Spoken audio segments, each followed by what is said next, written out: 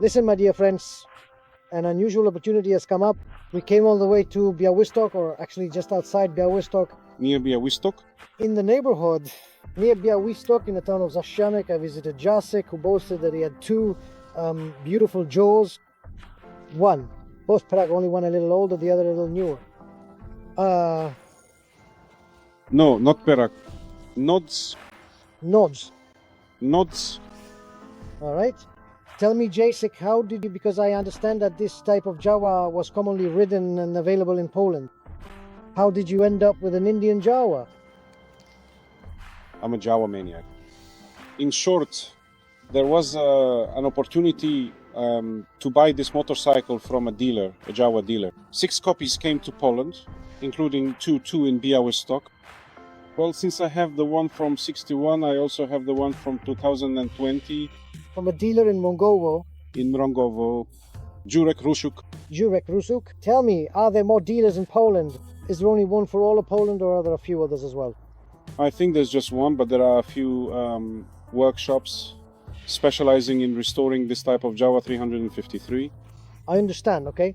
I see a license plate on this new Waking. It means that the motorcycle is registered. In other words, it has European homologation. Yes. €4 by the end of the year.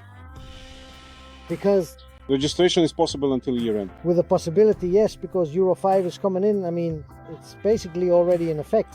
And this Euro 5, do you know if these Jawas will have Euro 5 homologation or not? I don't know. You don't know? Well, listen, anyway, I'll say this. Whoever wants one, and if they're even still available to buy, you absolutely have to get it this year, because next year they might not meet the homologation requirements. I mean, you can buy it, but maybe not register it. Or you could get around the regulations and just put the license plates from that Jawa onto this one, and I think hardly anyone would notice the difference. That it's a new... Yeah, that's probably true. Anyway, you say it's a Kiwachka. This Jawa actually reminds me more, although you can see the engine fins and so on. This engine is made somewhat in the style of, but I think it's more modeled after the Jawa 500. It does resemble it. Here... It's styled after the 500? Yes, it's styled that way. But the top isn't, because the bottom... Right, the bottom kind of pretends to be new, the top a bit. Although the 500 also had a similar teardrop shape. Right, because apparently they used to ride in the same frame. But here, as you can see, the engine is liquid cooled and started with an electric starter, unlike the other one, which not everyone knows the gear shift lever also works the other way as a kickstarter. Oh, and then you can ride it. Yes.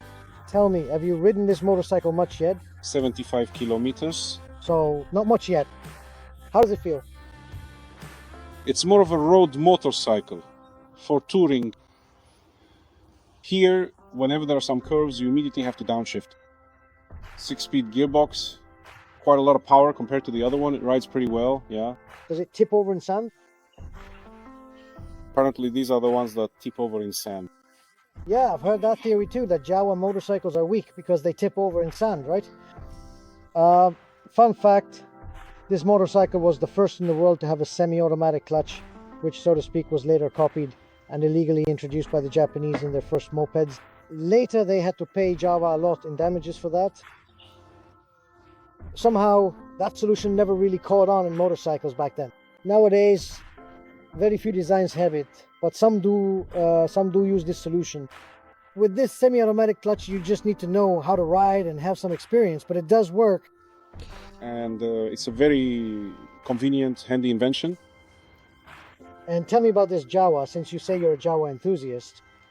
Did you ride it a lot? Any adventures or problems? Is it a motorcycle that rides well? It rides very well. The motorcycle in 2008, after standing in the basement for 20 years, was twice saved from my mom's idea to my dad. Wojtek, throw it out for scrap. Twice. And in 2008, it was taken out of the basement, thoroughly restored to its original condition, and, well, it runs. And it runs? And it runs for pleasure. Of course, for pleasure. Although back in the day, people used to ride them more for work or to run errands, I would say.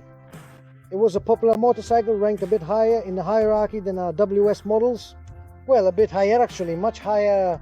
It cost a Junak 24,000. Exactly. In 1961, So a pretty decent motorcycle. Notice, if I may say so, the very similar paint styling and craftsmanship of these motorcycles. They are, well, I would say very much alike.